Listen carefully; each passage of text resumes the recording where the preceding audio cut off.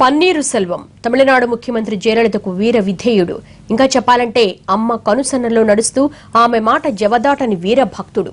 పన్నీరు సెల్వాన్ని నమ్మినట్టుగా జయలలిత మరెవరిని విశ్వసించలేరు అన్నది తమిళనాట అందరికీ తెలిసిన విషయమే. అయితే ఎన్నికలు సమీపిస్తున్న వేళ అన్నాడీఎంకేలో చాలా మంది కథ అడ్డం తిరుగుతోంది. ఆ లిస్టులో తాజాగా వినిపిస్తున్న పేరు పన్నీరు సెల్వం. విశ్వాసపాత్రుడు కాస్త విశ్వాసఘాతకుడిగా మారిపోయారా? అందుకే ఆయన్ను జయ దూరంగా పెట్టారా?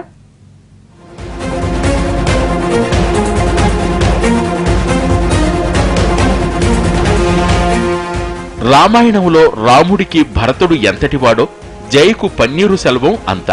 తమిళనాడు రాజకీయాల్లో ఇలాగే చెప్పుకుంటూ ఉంటారు. అమ్మ జైలుకెళ్లిన ప్రతిసారి కన్నీటి పర్యంతమై ఆమెకు బదులు బాధ్యతలు నిర్వహించే వ్యక్తిగా అన్నాడీఎంకేలో సెల్వానికి మంచి పేరుంది. జయ తిరిగొచ్చే వరకు ఎలాంటి రాజకీయ అలజడి లేకుండా పదవిని కాపాడుతూ ఆమెకు తిరిగి బాధ్యతలు అప్పగించటం సెల్వానికి అలవాటు. రాజకీయాల్లో ఎప్పుడు ఏమైనా జరగొచ్చు అన్నట్టు ఇప్పుడు పన్నీరు సెల్వం సీన్ కూడా మారిపోయింది.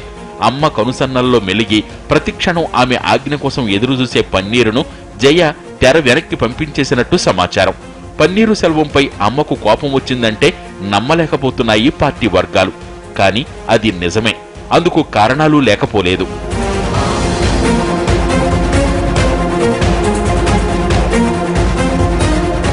జయకు వారసులు లేకపోవడంతో పార్టీ అంతర్గత వ్యవహారాలను ఎప్పటికప్పుడు పరిశీలించేందుకు పటిష్టమైన నిఘా సమాచార వ్యవస్థను జయ ఏర్పాటు చేసుకున్నారు.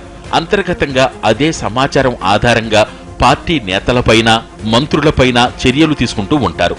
అసెంబ్లీ ఎన్నికల్లో పార్టీ టిక్కెట్ల విషయంలో పన్నీరు సెల్వం కుటుంబం భారీ అవినీతికి పాల్పడిందన్నది అమ్మ దగ్గర ఉన్న సమాచారం. అందుకే ఆయన దూరంగా పెట్టినట్లు తమిళనాడులో ప్రచారం జరుగుతోంది.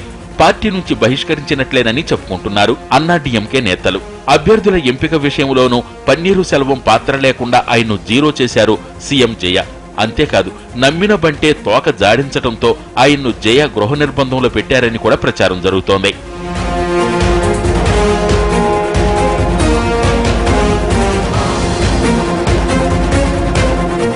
ప్రస్తుతం పన్నీరు సెల్వం రాజకీయ భవిష్యత్తు అయోమయంలో ఉంది.